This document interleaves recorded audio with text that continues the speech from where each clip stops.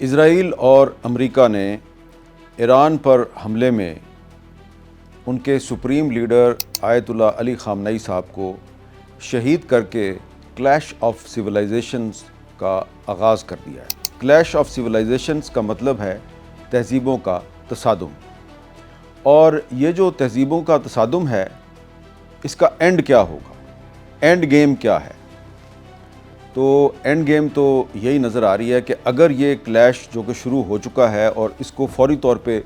روکا نہ گیا، کسی نے انٹروین کر کے اس کو روکا نہ،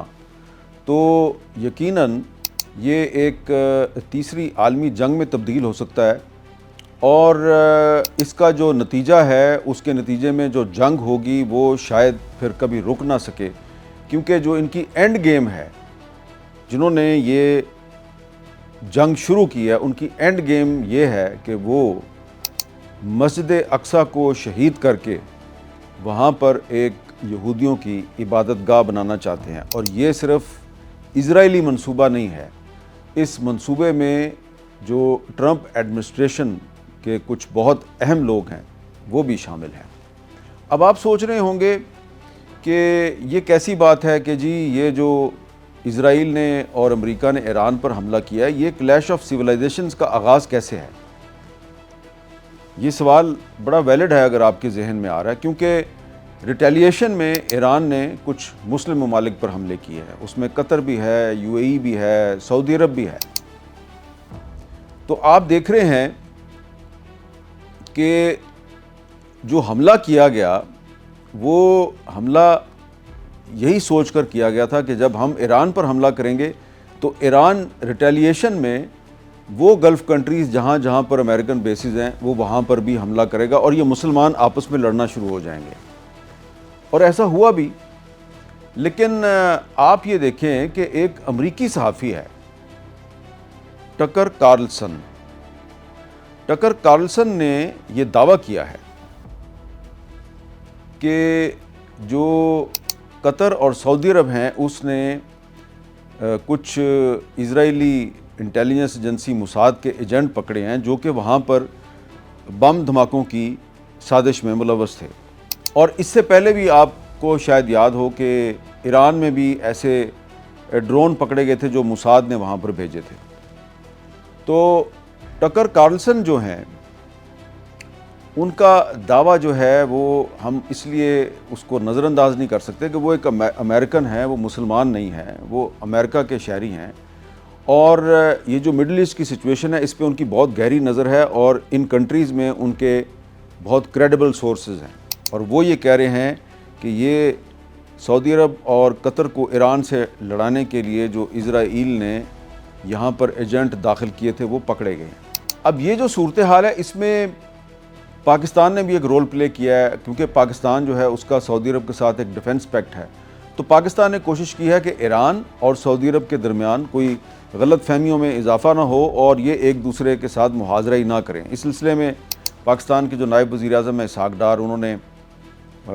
پارلیمنٹ کو بریف بھی کیا اپنی کوششوں کے بارے میں۔ لگ یہ رہا ہے کہ جو اسرائیل نے اور امریکہ نے مل کر ایران پر حملہ کیا اس کا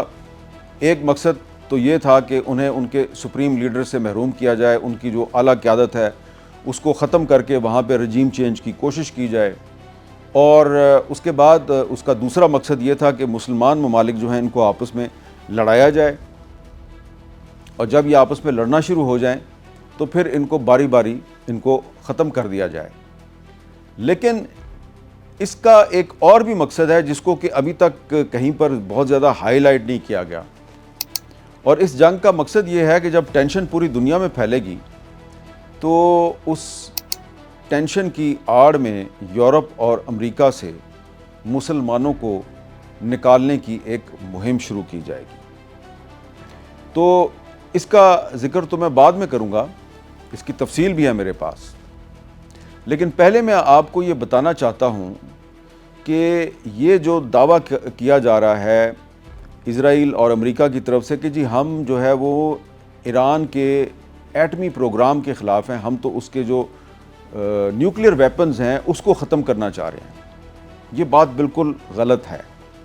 پہلی وجہ تو یہ ہے کہ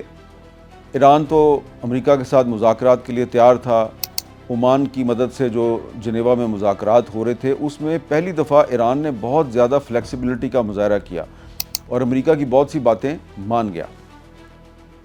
لیکن کیونکہ اصل مقصد